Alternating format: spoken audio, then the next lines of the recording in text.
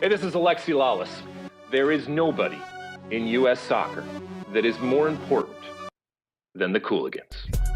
Yeah, baby, we're back! Yes. Come on! This is just a parade of stars at this point. Who's coming? I know, right? You heard the voice. I mean, you get a lot of credit for how well you play. No one gives you enough credit for how silky that voice is. Ooh. Well, So hold on, if you don't know who this voice is, I mean, where are you? Ladies and gentlemen, put your hands together for the one and the only, unless you're driving. Tom Martino, everybody. you might know me from such shows as Premier League on NBC. He's got a monocle on. He's snapping his You want to know fingers. what's funny? You say that. Someone said that. Like, I was rep by CAA, and someone said, "You got a great voice. You should do some voiceover work." So they got me a voiceover agent, and I went on probably like 30 voiceover auditions and never got close to landing any of them because you need a voice and you kind of need to be able to act. And I couldn't do either of those. I do both, and I think So hard. voiceovers are harder because you have to act with just your voice. Yeah. Like you still have to be in the character in In order your for it to come underwear, across. which is the beauty of that Yeah, job. that's a beautiful thing, Someone isn't told it? me there's like 4 voiceover guys that do like 90% of all the work. When that guy from in a World, when that Yeah. guy died, it's like 5 Open, people stepped into that one position, and everyone else gets like little things. And now it's mostly like John Hamm gets to do Mercedes commercials. Get out of our Come on, lives, John. You're taking jobs from people that need them. Well, Kyle Martino, welcome to the show. Which, by the way, John Hamm has a blog just about his bulge. Did you know that? I didn't know that, but I'm going to He subscribe. also, let's be he didn't make it. You We say it don't like know that for sure. You can't prove that. It's a Because burner. if it was mine, It's a burner pod. it was a burner blog. It's a blog, not a podcast. Imagine listening about his bulge. Alright. All right, I Kyle, thought it where's was your just, head at? thought it was just him talking about his balls. That would be Week- hilarious. week after week. Although with his voice, it's probably a great idea. That and TED Talks. Yeah, nice. Well, Kyle Martino, we're not here to talk about John Hamm's bulge. We're here to talk about right, I'm outta here. We're here to talk about your bulge, sir. I'm kidding. We're at the United Soccer Coaches Conference, and we are here to talk. You're doing a lot of things. So if you want to talk about the first thing that you're most proud of and excited to be here, about what is that thing? That I'm not here this time trying to get votes. Yes, Yeah. I can't tell you how much more fun the convention is when you're not walking around. You got close though. I got close. I was a second place. Second Yeah. place, which Well, was about like. I'll take that. Did you think you were gonna win? Be honest. No. Ah. But there was a moment where my team was incredible. Thanks, my man. My team was incredible, and so many people put so much time into that campaign. I mean, I had like 40 volunteers behind me, and there was a moment where I think this happens in every startup or every exciting thing that anyone ever does, or Or a comedy anything career. big or a comedy career, where you sat there and you let belief come flood in and hope. became And there was real. a moment where That's the biggest mistake. we sat there and everyone kind of looked at each other and we were all quiet and it was like a great day and we had a lot of cool things and someone said, "We're gonna win." And I was like, "Don't do it. The inspiring music goes on. And like, No, I Just joke, a guy but honestly, playing the violin. the goal I designed is what I'm so proud of, and it's not why I'm here, but I'm so lucky that I was able to unveil it here. and you and talk about that a little bit more because you're also doing 2 things here, though. Yeah. You're also here promoting Street FC. Yeah, so I'm here doing 3 things. Yeah. 3 things. And then Busy then guy obviously over here. I've got a stand up slot tonight. Yeah, At 3 a.m. I was gonna say, Yeah. Christian and I are barely doing 1 thing. You know what I mean? And you're here doing it three well. things. You're doing it well. So, Golfer we'll get to, Street FC we'll get to. Street Soccer USA is the nonprofit that after the election I was honored. They asked me to chair. Been around for 10 years. Incredible organization. Started by 2 brothers, Lawrence and Rob, that had their house burned down in Charlotte over a decade ago and were homeless overnight, and used soccer to get back on their feet. And it's amazing what they built, and it's changing the lives of so many kids in our program. So I'm here to speak on a grassroots panel with Lawrence and others doing great things in the grassroots space tomorrow. Street FC is the easiest way to describe it, that I don't love this way to describe it, but it is the easiest to conceptualize it, is the soul cycle of pickup soccer. Just an amazing, just tight pants, gold bikes. I don't know.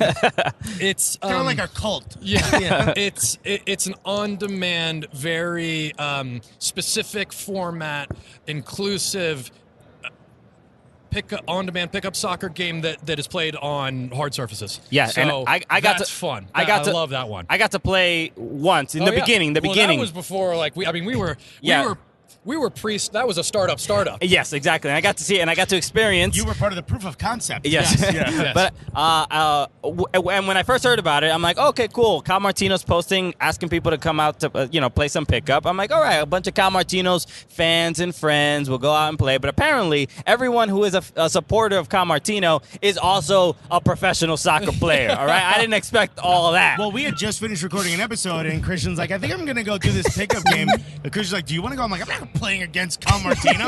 I shouldn't be playing against 2-year-olds. Like, look at me. I'm not going to play against Cal Martino. And he's like, I think I'm going to go. And then all I heard about is he got nutmegged like 58 times. I got nutmegged by Aleko Eskandari, and still have not forgiven him. I'll tell you this. I tend to stock certain games and curate a pretty high-level fun experience. But you showing up is what it's all about, because what I'm building is a inclusive, gender-neutral, age-neutral, quality of play neutral, where everyone has a place to go to belong. Everyone joins a club that they feel a part of something special, and then you be in the game that you're supposed to be in. Yeah. So there's a lot we're so excited to show people. Dennis Crowley, who started Foursquare, is my partner in it. We're pumped because I believe in it, but you always believe in what you come up with, and you think you're like the smartest person ever, and 95% of that's terrible. This thing is special. Look at this. We came up with this podcast, so look at the sign. Look what's that? It's the funniest soccer podcast. You knew it was going to succeed alone, right? So Okay. that I'm so excited. I have to be kind of coy because there's a lot of behind the scenes stuff we're building, and it's going to be out soon, and it's going to be awesome, and you guys are going to be a part of it.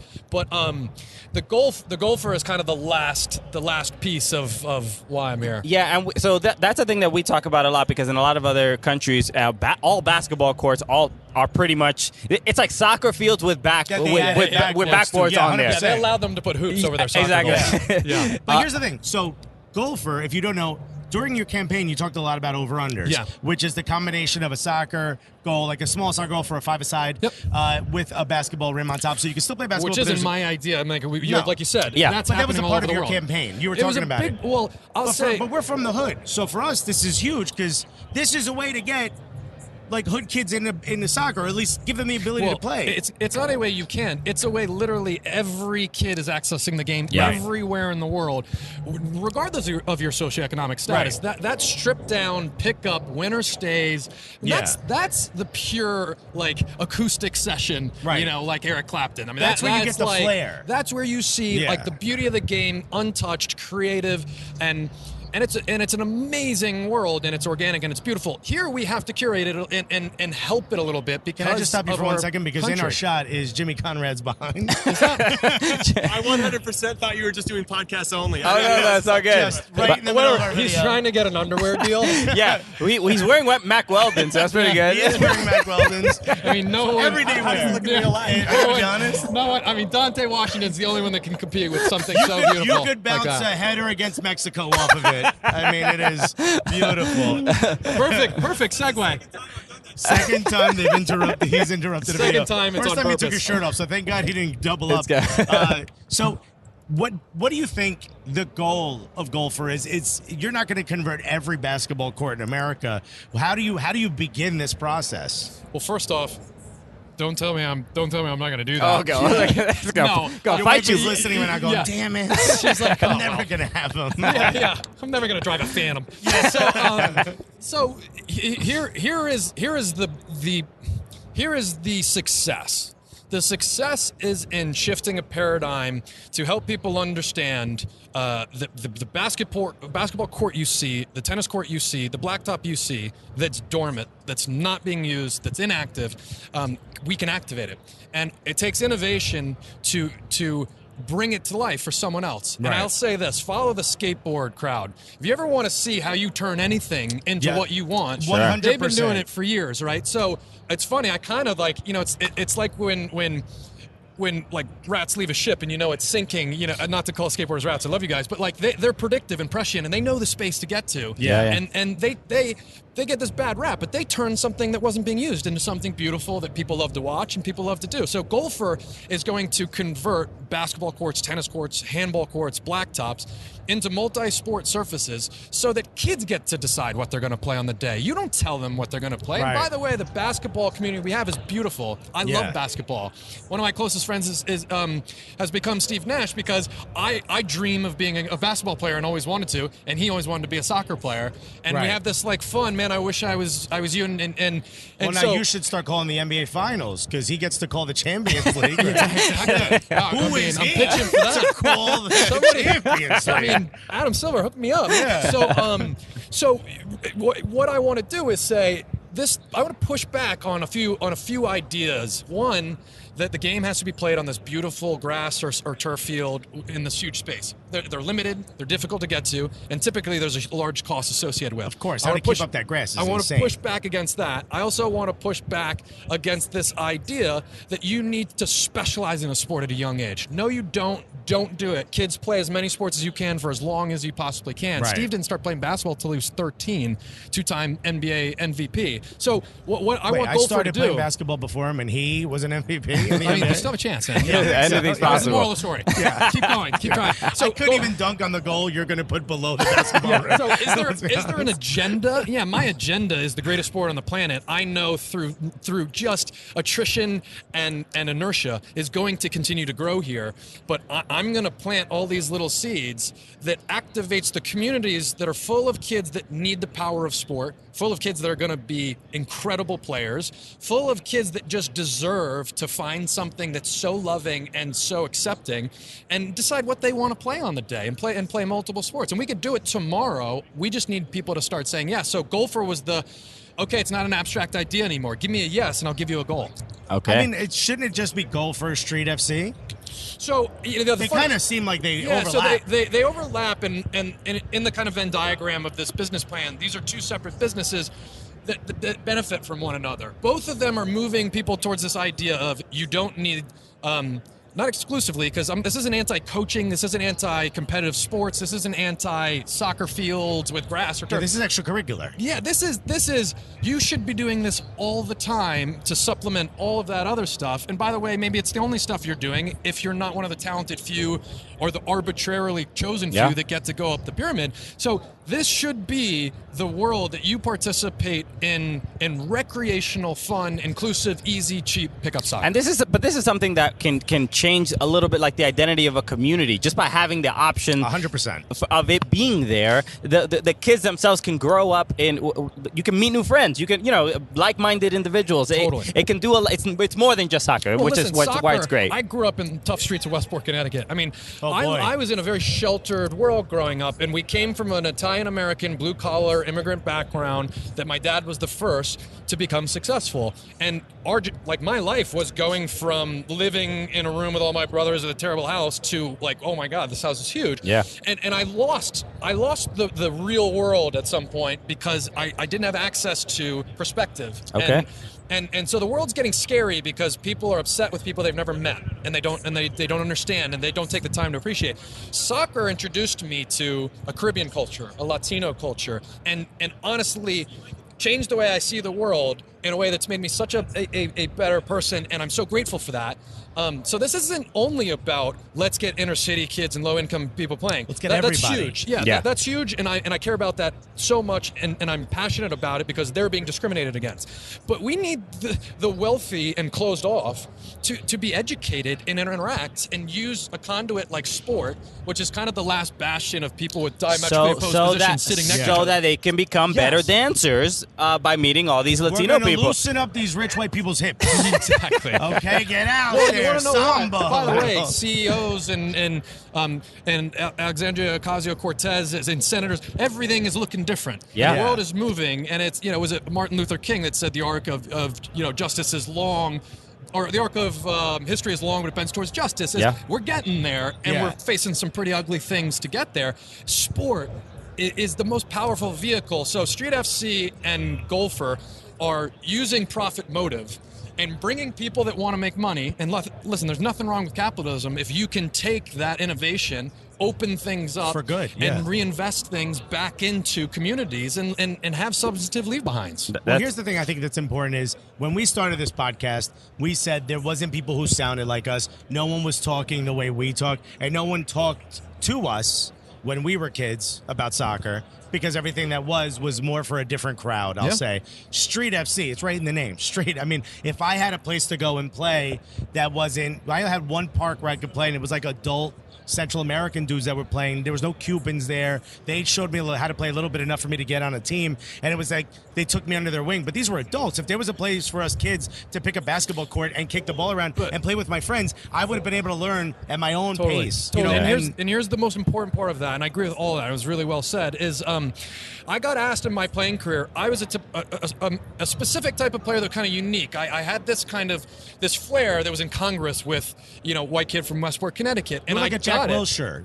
English, but he played like a Spaniard. You were like this white guy, but you had this I played flair. like a Jamaican. Yeah. You had this flair, and I was like, wow, The reason why, I know, and the reason why, and I would say, like, I give all my creativity and all my development, all of that credit, for the most part, goes to the Caribbean guys that allowed a skinny white kid from Westport to come into that gym. Edson Buttle brought me one day, and his dad, Winston, said, go for it. And the Latino guys in Bridgeport, Connecticut, when you go into that gym, and it costs next to nothing to go into it, it was and Sir Matt Busby, a great Manchester United coach, has a saying, if you're good enough, you're old enough. It was come in. The only thing we care about is, can you actually come out here and can you play? And I learned so much. And like, those gyms exist in a competitive sense, and they exist in no one can kick and trap a ball. Yeah. And that's the beauty of this game is it doesn't matter. You don't have to qualify for it. Right. And you should never have to qualify for it. So CFC brings it to everyone. And I've guarded Carl Martino on the pitch, and I'm like, this guy got some sauce, all right? This guy can move. Every time he runs past me, I hear steel drum. What would my N1 name be? Your N1? Yeah. Ooh, right? You can't be the professor, something like that. What about Silky Burns? Nah, yo. Like Mr. Burns, like body type, but silky. Nah, you'd be like, you'd be Beef Patty. yo, Beef patty. Beef patty. Beef sauce. Well, Beans and rice. Kyle, Tweet at us. Tweet at us. Instagram. What should my N1? Yo, what's your Street Soccer, FC my Street nickname? FC Yeah. N1 Everybody gets a nickname. What? Okay, so Mine's heart disease. real quick, Best one gets a T-shirt. Your campaign was the first time I think we both paid attention to the process itself of how U.S. Say it soccer. the way we wanted. We gave a shit about who the president was. Yeah.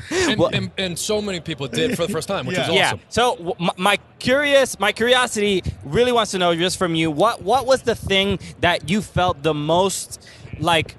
What walls were there that prevented you from outside of just getting the votes? Because it seemed like when the votes came in, we didn't understand, like, well, based on the optimism of the Martino platform, it seems like more people should have been interested in some change and some progress. But it seems like American soccer, U.S. soccer, that's not really the motive to change. Let me I may have said this, but I don't think in an interview yet. So let me give you the breaking soundbite. I knew the night before the election I lost. Whoa. Because I knew the athletes were blocking for Carlos Cordero.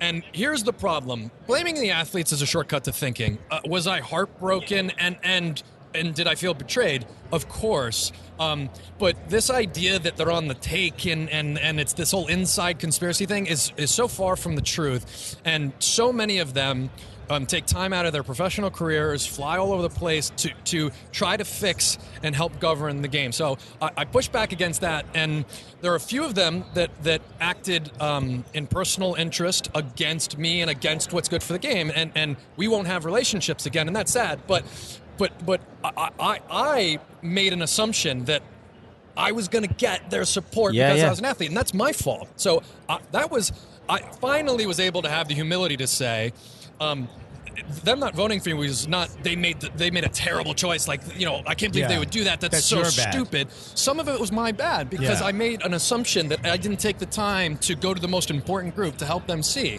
So before you continue, why do you think you weren't chosen by the players? Not specifically what did someone else do. Is there anything from your campaign that you thought struck a chord with them that they were couldn't vote for you? I think, listen, I had outside of Carlos the most support from them.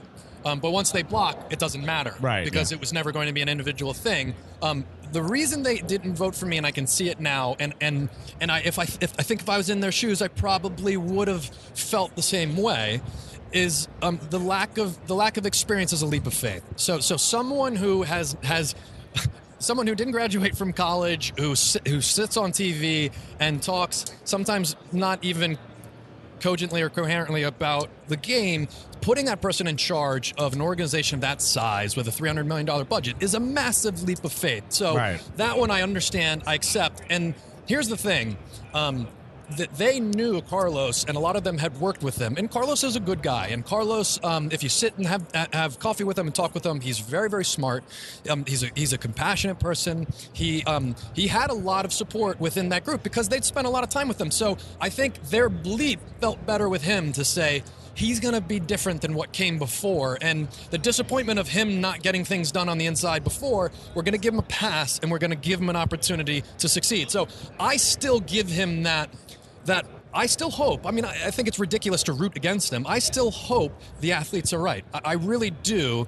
And at this point, the most important thing about the election is they're activated, fans are activated. We have elections that will always be challenged from here on out. Everybody's paying attention. The biggest thing that's broken that upset me throughout the whole thing was knowing that I was going to lose the night before was based on a system that is incredibly insular and the patronage that makes it easy to do that calculus the night before and know it's over is based on such a small group of people that are not representative of the membership having such a weighted vote and influence on what should be a democratic process. Yeah, it's really hard if it's even we were paying attention, and it was very difficult during there he is, shirts off at some point. Jimmy Conrad. Unbelievable. I mean, it's just sparse chest hair in 2000. By the way, every time it's a serious conversation we're having that he does. I mean, last time we were talking about how there's not enough black people in the game, and he walks by with a shirt. I will say, one of the most Forward remarkable. Madison, everybody. One of the most remarkable things Jimmy Conrad can pull off is he can make having no pecs still look manly. It looked manly, didn't it? Yeah. He looked. Can I tell you something? Having no pecs is better than having boobs. So sorry, everybody. That's why I don't take my shirt off. Always out of your way. Yeah, no, please. No, take your time, Jimmy. We're not doing anything. How much heat? Be honest. You don't have to name names, but how much heat did you take when you came out with the Pro Rel 2030 thing? So a ton of heat, and I got an incredible amount of internal pressure. Did you get a couple texts from friends like, "Yo, what the fuck are you doing?" Yeah. It was the political third rail. And listen, anything I said during the election, which this might be one of the reasons I lost. I'm not a good politician, so I would say something when I believed it, and that's not a really good political strategy, right? So when you're unless it's like insane and about a wall, and I mean, the only wall you should have I'd Russia be building is a 5-man wall. But why didn't you let Russia help you win the election? I know. Well, next one, Zuckerberg, I'll call you. Yeah. So here's the thing that about that was actually interesting about that. The pro-rel people, I believe in what they're doing, and some of them are incredible, and they fought such an amazing fight, and they're out there all day trying to get what we should have, a sporting meritocracy that opens up the game for everyone. It's a proven system that even though we're a different culture, will work. I promise you. It can't be switched on overnight. Right. But the problem is they've become so vitriolic and so tribal that they're eating their own. Yes. So I came out, which didn't help me politically at all, and said I'm for promotion relegation. And the biggest attacks I took was from the pro-rel crowd. Of course, because you didn't say tomorrow. Yeah. You said 2030. Here's like where these guys, it's just I can't with them. Some of them are celebrities based off of it. And I promise you, because I've talked to them personally, I don't think they genuinely want it to happen, because overnight they become gone. They become irrelevant. They lose their 100%. So I asked some of them, okay, I believe in it. What's your plan? Crickets. They don't have plans. They have they pontificate. Torches. That's it. Yeah. Right. And so you are never going to, and you will never get promotion relegation with a sledgehammer. It has to be a scalpel, that you really come up with a very fine line and a plan. I was the only one that actually put a plan forward on how to pull it off. Yeah. And got crushed by promotion relegation people about how long it's going to take. On and, both sides. You got crushed on both sides. There was no win for me about saying that. Yeah. And why I said it was because I believe it, not to get some political win. So we need it. It's so important. You think it'll ever happen? It absolutely will happen because it is happening. The mousetrap outside of a model, and I love MLS, and I'm not going to sit here and bash. Listen, Don and I butted heads several times during the election. There are things I disagree wholeheartedly, and we're diametrically opposed in a lot of things. And there are a lot of things he's done a great job in growing the brand. So calling him a victim or calling him a villain and saying he's a part of a mafia. Not true. It's just not only is it not true, it's not helpful. No. So MLS has a great model that unfortunately it can't last because it's predicated on this notion that you always have someone new coming in willing to buy in, someone new coming in willing to buy in. And it's not really revenue. A franchise fee is not revenue. You share revenue, so you're basically allowing someone to come in and profit share and give you money so you're not diluted, right? So ultimately, how you improve the game, affinity has grown locally. Now, the Atlanta thing's amazing, and it's beautiful, and it's based off of an amazing MLS owner and so many things that we can break down.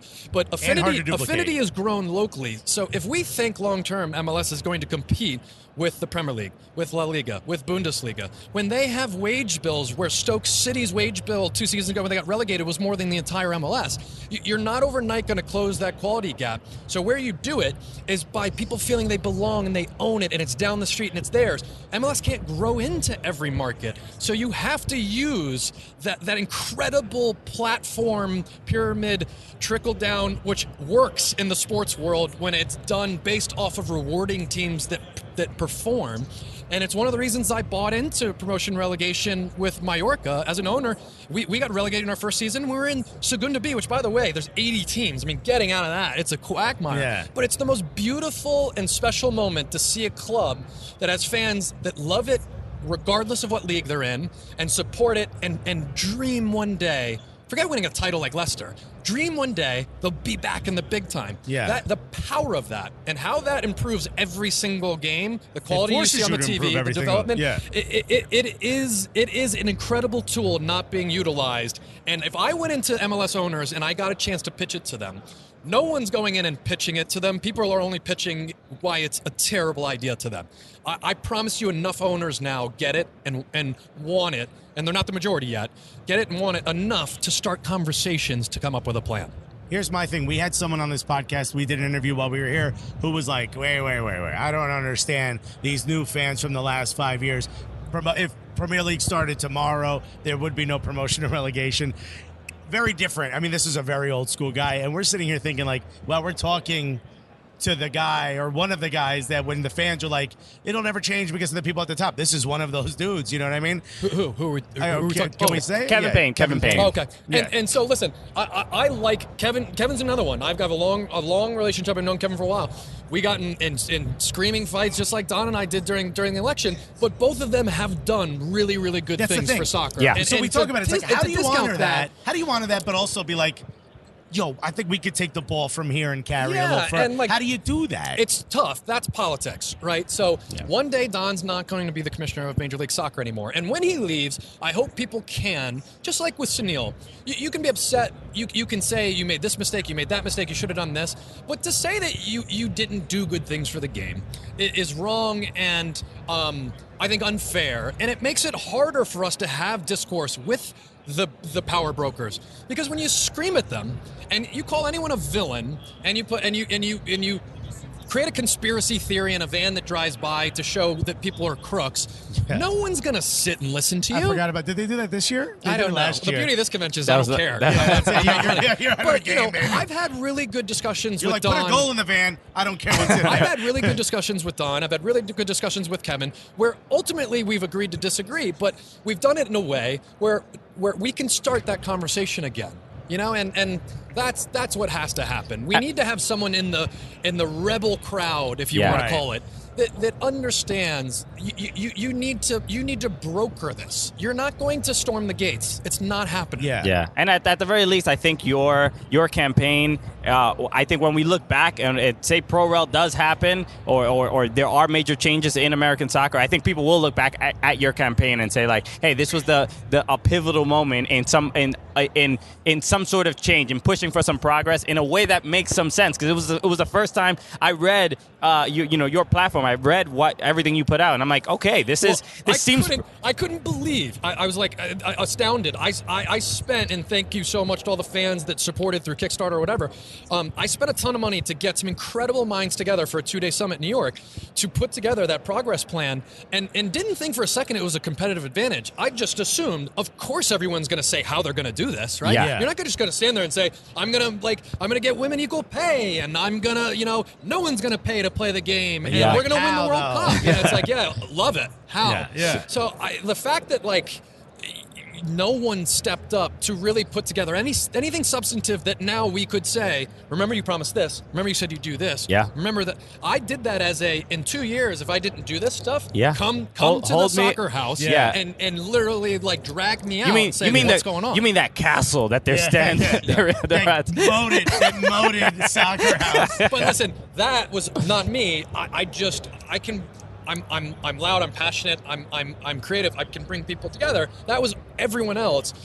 Listen, just like Don's not the one keeping promotion relegation from happening, no one person is going to switch it on. Yeah. So we can't live in this world where we gotta find Neo. Where is he? If we find him, there's no golden bullet. There's no needle in the haystack. Last thing before we let you go, you had one of the greatest Instagram months in history of Instagram. Your quest to be verified. Your quest to be verified on Instagram was one of the most entertaining things. Give me a comedic critique. How'd I do? You incredible, crushing it. So much that we were angry, dude. Get out of our business, man. I was like, wow, I'm glad he lost that election, man. Wait, the worst part about it was, and I'll tell you how it started.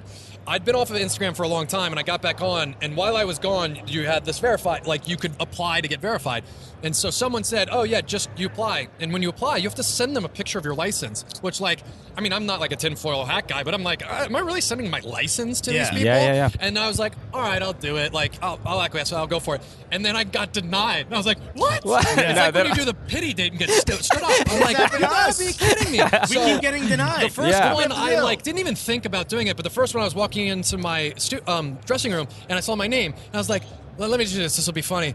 But then I started to think how often during the day you have to verify yourself and say, no, that's me. I'm Kyle. And so I just was coming up with all these ridiculous ways. The one where you were at dinner with your wife and you're like, oh, look, who's here? It's my wife. And it was always someone that was verified, too. I was so jealous. I'm like, that's what we should have done. I am insecure, but now I've got no material. Yeah. My Instagram sucks now. Yeah, comedy's hard. Comedy's hard, Kyle. Yeah, it's not just the first 5, buddy. It's not just your first album. You got to write a second one. Yeah, not at all. Well, congratulations. It was amazing. Yeah, it was. It was a good pilot. Developed a lot of characters. I got one more question, though. Who's the best Robbie out of the two? Oh, come on.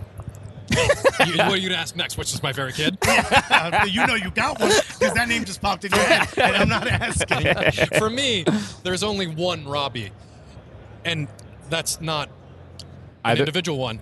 I think of it as there's only one Robbie. Oh, the two of them are one Robbie? Yeah.